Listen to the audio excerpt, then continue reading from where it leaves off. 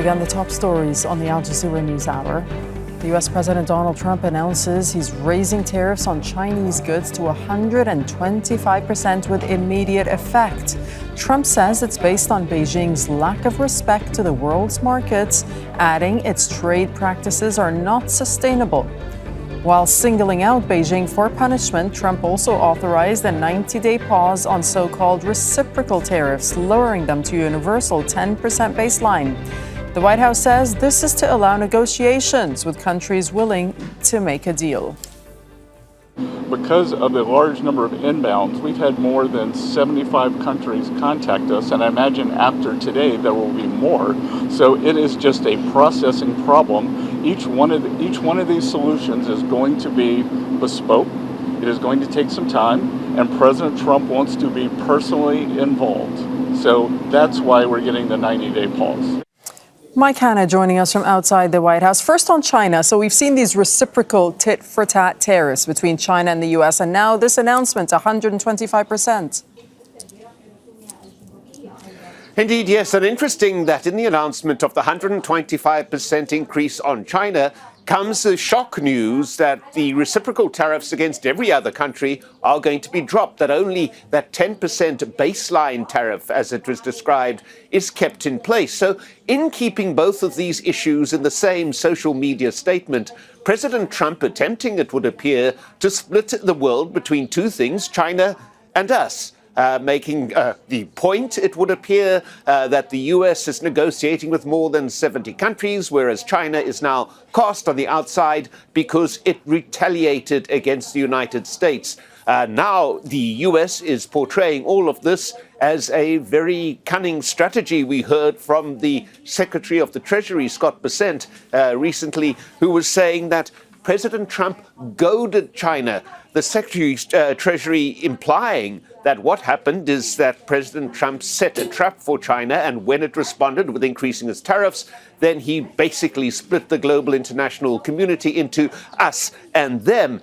Scott Bessent saying as well, driving this point home, that in the initial reciprocal tariffs that President Trump inflicted on a number of countries around the world, this was what the Treasury Secretary says was a ceiling.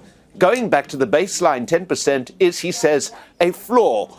So he's attempting to portray all of this as a strategy to get all the countries into individual negotiations or bespoke negotiations, as he put it, in which President Trump will individually involve himself in each individual negotiation with each country. So this is a marathon attempt to do in 90 days. Some critics, so, contend that this is President Trump backing down. And in this way, he is able to do it, allowed to relieve the markets which had been plunging and which are now responding strongly to the lifting of the reciprocal tariffs against the bulk of the world's countries. So that is where we are now, a very whiplash day on the stock markets, and also indeed a whiplash day here in the White House, because all Trump's advisors had been saying all the time, this is a national emergency.